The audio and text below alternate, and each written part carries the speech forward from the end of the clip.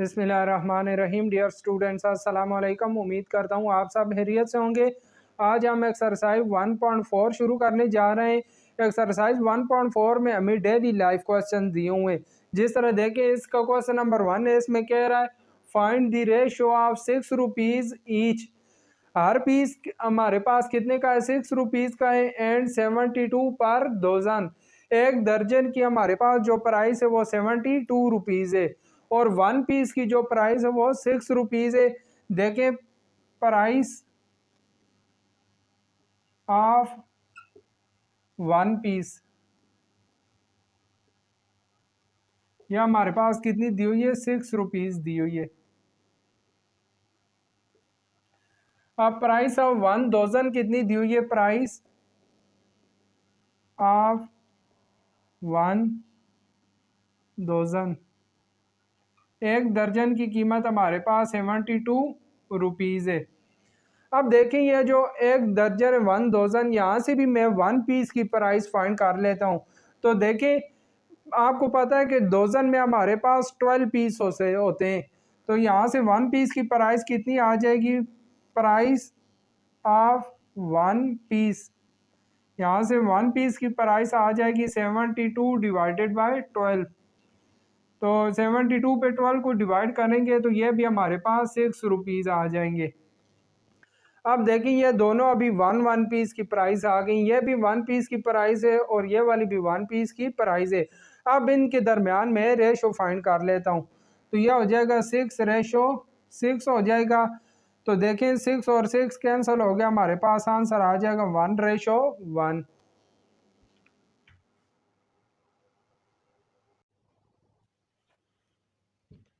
अब देखो, question number 2 में कह रहा है फाइंड द रेशो ऑफ रीस 160 पर मीटर टू रीस 150 पर मीटर।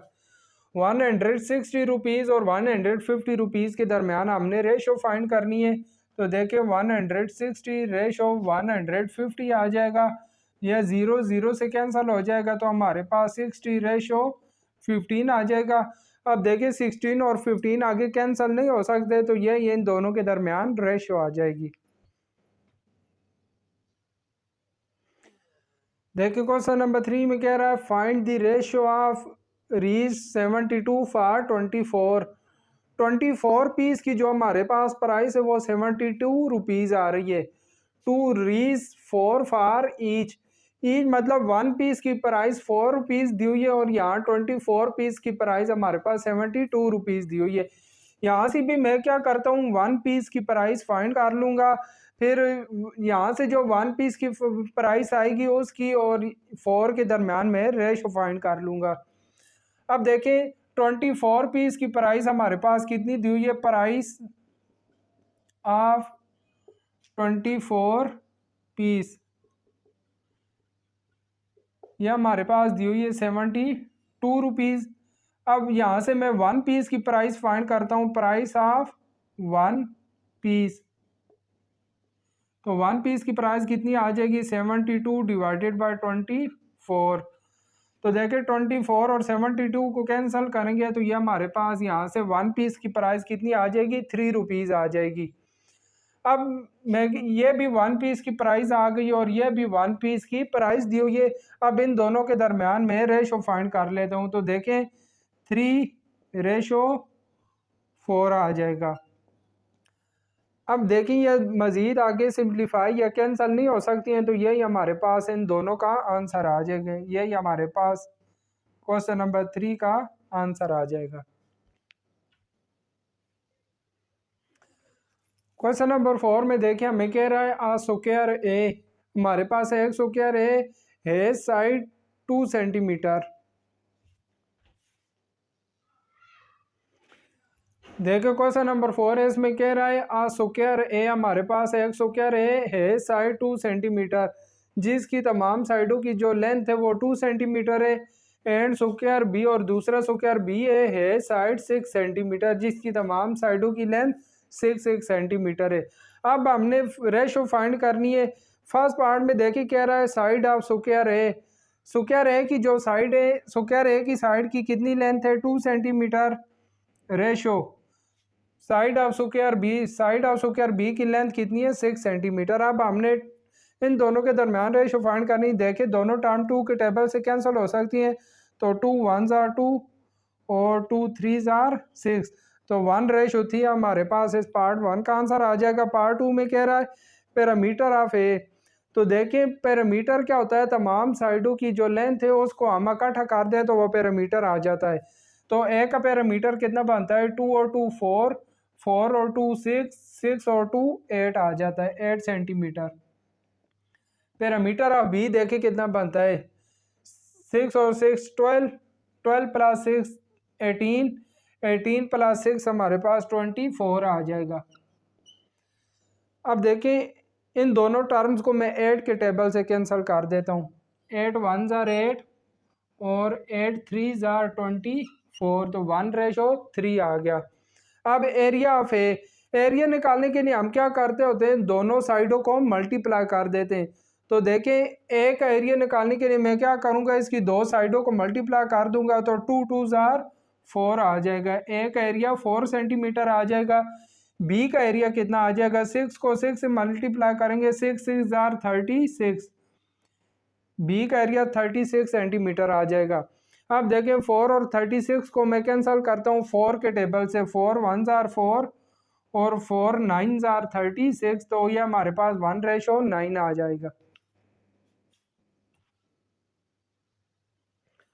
क्वेश्चन नंबर 5 में देखें हमें कहता है इफ़ A/B इक्वल हो 2:3 के, फाइंड हमने क्या करना है, हमने 6A/2B फाइंड करना है। तो यहाँ से देखें यह चीज़ हमें दी हुई है, A/B इक्वल दिया हुआ है 2:3 के। रेशो को हम डिवाइड की फॉर्म में लिख सकते हैं, A/B इक्वल टू 2/3। रेशो को हम इस तरह भी लिख सकते हैं। अब देखें ए के साथ हमने 6 को मल्टीप्लाई करना है, बी के साथ 2 को, तो मैं क्या करता हूँ न्यूमिनेटर को 6 से और डिनोमिनेटर को 2 से मल्टीप्लाई कर देता हूँ। Multiply numerator by 6 and denominator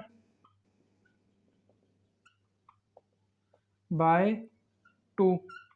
denominator को 2 से और न्यूमिनेटर को मैं 6 से मल्टीप्लाई कर देता हूँ। तो देखें यहाँ 6 से मल्टीप्लाई करूँगा 6 ए हो जाएगा इक्वल टू, यहाँ 6 से मल्टीप्लाई करूँगा तो 6 2s are 12 हो जाएगा। और डिनोमिनेटर को मैंने 2 से मल्टीप्लाई करना है, यहाँ 2 से मल्टीप्लाई करूँगा 2b और यहाँ 2 से मल्टीप्लाई करूँगा तो 2 3s are 6 हो जाएगा। अब देखें यह हमारे पास 6A/2B इक्वल हो जाएगा 12:6 के।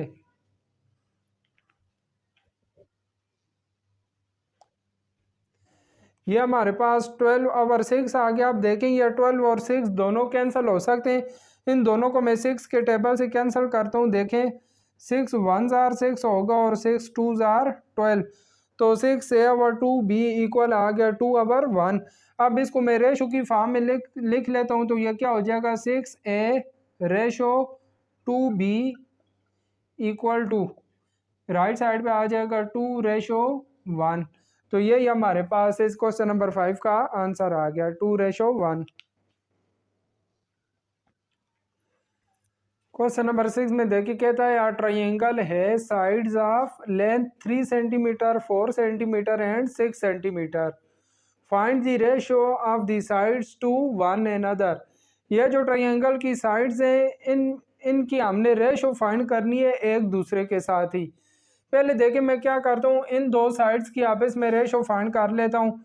तो देखिए क्या हो जाएगा 3:4 हो जाएगा। अब ये दोनों आपस में कैंसिल नहीं हो सकती हैं, तो यही हमारे पास इन दोनों साइड्स की रेशो आ जाएगी। फिर देखें 4 और 6 की मैं रेशो फाइंड कर लेता हूँ, 4:6। अब देखिए ये दोनों साइड्स आपस में कैंसिल हो सकती हैं, 2 के टेबल से मैं कैंसिल कर देता हूँ, 2 2s are 4 और 2 3s are 6, तो इनके दरमियान रेशो 2:3 आ जाएगी। अब 3 और 6 रह गई हैं, 3:6। इन दो साइड्स की रेशो फाइंड कर लेते हैं। तो इनको मैं 3 के टेबल से कैंसिल करता हूँ। 3 1 ज़ार 3 और 3 2 ज़ार 6, इनके दरमियान रेशो 1:2 आ जाएगी। क्वेश्चन नंबर 7 में देखें, कह रहा है 2 angles in a triangle are 54 degree and 72 degree. हमें ट्राइंगल के दो एंगल्स दिए हुए हैं 54 और 72 डिग्री। हमने क्या करना है, find the ratio of third angle. हमने पहले थर्ड एंगल फाइंड करना है, फिर उसकी रेशो फाइंड करनी है। कैसे, सम ऑफ फर्स्ट टू एंगल, इन दोनों का जो सम होगा, इन दोनों के सम की और थर्ड एंगल की हमने आपस में रेशो फाइंड करनी होगी। पहले देखिए मैं इन दोनों एंगल का सम निकाल लेता हूँ। सम ऑफ फर्स्ट टू एंगल्स, इन दोनों एंगल का सम कितना हो जाएगा, 54 डिग्री प्लस 72 डिग्री। तो इन दोनों का सम आ जाएगा 6 और 12, 126 डिग्री। अब थर्ड एंगल फाइंड करने के लिए मैं क्या करूँगा, इन दोनों का जो सम आया है इसको 180 में से माइनस कर दूंगा। तो थर्ड एंगल हमारे पास कितना आ जाएगा, थर्ड